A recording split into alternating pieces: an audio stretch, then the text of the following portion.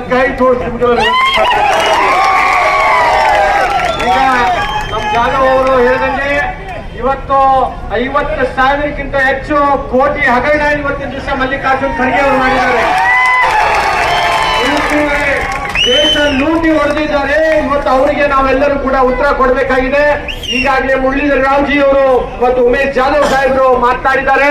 ಇವತ್ತು ಅವರು ಕೂಡ ನಿಮ್ ಚರಣಕ್ಕೆ ಬಿದ್ದು ಉಮೇಶ್ ಜಾಧವ್ ಅವರ ಆಶೀರ್ವಾದವನ್ನ ತಗೊಂಡಿದ್ದಾರೆ. ದಯಮಾಡಿ ಇನ್ನು 2 ದಿವಸ ಇದೇ ತರ ಬಿಸಿಲಲ್ಲಿ ನಾವು ಯಾವುದೇ ಕಾರಣಕ್ಕೂ ಈ ಬಿಸಿಲಿಗೆ, ಮಳೆಗೆ, ಚಳಿಗೆ ನಾವು ಅಂಜೋದಿಲ್ಲ. ಈ ಚುನಾವಣೆ ಗೆದಿಯೋವರೆಗೆ ಅಂತ ಹೇಳಿ ಇವತ್ತು ಈ ರ್ಯಾಲಿಯನ್ನ ಯಶಸ್ವಿ ಮಾಡಿಕೊಟ್ಟಿದ್ದಕ್ಕಾಗಿ ತಮ್ಮೆಲ್ಲರಿಗೂ ಕೂಡ ಅಭಿನಂದನೆಗಳನ್ನ, ಧನ್ಯವಾದಗಳನ್ನ ಹೇಳಿ ಇವತ್ತು ಮಾತಾಡಿ. ಯಾರು ಕೆಲವು ಬೂತ್ಗಳಲ್ಲಿ ಅಲ್ಲಿ ಗಲಾಟೆ ಮಾಡ್ತಾ ಇದ್ದಾರೆ. ಯಾರು ಯಾರಿಗೆ ಹೆದರಿಗೆ ಬೇಕಾಗಿಲ್ಲ. ನಮ್ಮ ಅಪ್ಪು ಗೌಡರು ಯಾರಿಗೆ ಚಿಂತೆ ಇಲ್ಲ. ಚಂದ್ರಶೇಖರ್ ಪಾಟೀಲ್ ಅವರ ಮಗ ಹುಲಿದೆ. ಈ ಹುಲಿ ಮುಂದೆ ಯಾರು ಬರಲ್ಲ, ಯಾರು ಹೆದರಬಾರದು. ನನಗೆ ಕೆಲವರು ಹೇಳ್ತಾರೆ, ಸರ್ ನಮ್ಗೆ ಅನಿಸ್ತಾ ಇದ್ದಾರೆ ನಮ್ಮ ದತ್ತಾತ್ರೇಯ ಪಾಟೀಲ್ ಅವರು ಇರುವವರೆಗೆ ಯಾರು ಎಲ್ಲರಿಗೂ ಕೂಡ ನಾನು ನಮಸ್ಕಾರ ಮಾಡಿ ಅತ್ಯಂತ ಈ ಬಿಸಿಲಿನಲ್ಲಿ ಇವತ್ತಿನ ದಿವಸ ತಾವು ಇಷ್ಟೊಂದು ಸಂಖ್ಯೆಯಲ್ಲಿ ಬಂದು ಇವತ್ತು ನಮ್ಮ ರವಿಕುಮಾರ್ ಸರ್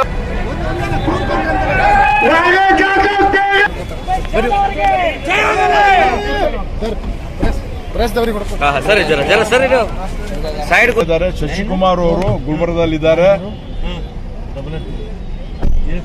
ಅವ್ರು ಯಾಕೆ ಬಂದಾರೆ ಸರ್? ನಮ್ಗೆ ಸ್ವಲ್ಪ ಹೆದರಿಕೆ ಆಗ್ತಾ ಇದೆ. ಶಶಿಕುಮಾರ್ ಅವರು ಬಂದು ಇಲ್ಲೇ ಇದ್ದಾರೆ ಅಂತ ಹೇಳಿ ಸ್ವಲ್ಪ ಕಂಪ್ಲೇಂಟ್ ಮಾಡಿದ್ರು. ಅದನ್ನ ಡಿ ಸಿ ಅವ್ರಿಗೆ ಹೇಳಿದೆ. ಶಶಿಕುಮಾರ್ ಅವರು ಒಳ್ಳೆ ಆಫೀಸರು, ಆದ್ರೆ ಈ ಎಲೆಕ್ಷನ್ ಟೈಮ್ನಾಗ ಯಾಕೆ ಬಂದಾರೆ ಅಂತ ಹೇಳಿ ಜನರು ಸ್ವಲ್ಪ ಆತಂಕದಲ್ಲಿ ಹೋಗಿದ್ದಾರೆ. ನಾ ಡಿ ಸಿ ಅವ್ರಿಗೆ ಕೇಳಿದೆ, ಹೌದು ಶಶಿಕುಮಾರ್ ಅವರು ಇದ್ರು ನೀನೆ ವಾಪಸ್ ಬೆಂಗಳೂರು ಹೋಗ್ಯಾರಂತಂದ್ರು. ಅದಕ್ಕೆ ನಾವು ಅವರು ಇಂಥ ಸೆನ್ಸಿಟಿವ್ ಟೈಮಲ್ಲಿ ಬಂದಿರೋ ಏನು ಕಾರಣ ಇರ್ಬೇಕಂತೇಳಿ ಸ್ವಲ್ಪ ಸಸ್ಪಿಷನ್ ಅದಕ್ಕೆ ನಾವು ಕಂಪ್ಲೇಂಟ್ ಮಾಡ್ಕೊಡ್ತೀವಿ. ಶಶಿಕುಮಾರ್ ಹಿಂದೆ ಇಲ್ಲಿ ಏನಾಗಿದೆ ಸರ್? ಈಗ ಅವ್ರು ಬಂದಿದ್ದಕ್ಕೆ ಯಾಕೆ ಅಂದ್ರೆ ಇಲ್ಲಿ ಇದ್ರಲ್ಲ 4 ವರ್ಷ ಇದ್ದಿದ್ದು, ಈಗ ಏನೋ ಗೌರ್ಮೆಂಟ್ ಆಫೀಸ್ ಡ್ಯೂಟಿ ಅಂತ ಹೇಳ್ತಾರೆ. ಅದು ಹೇಳಿ ನಮ್ಗೆ ಬಂದೇ ಆತಂಕ ನಾವು व्यक्तपಡಿಸಿದ್ವಿ.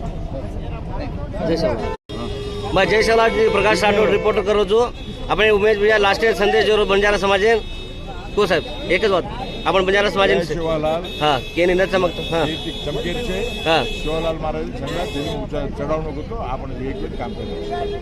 जय सलाट.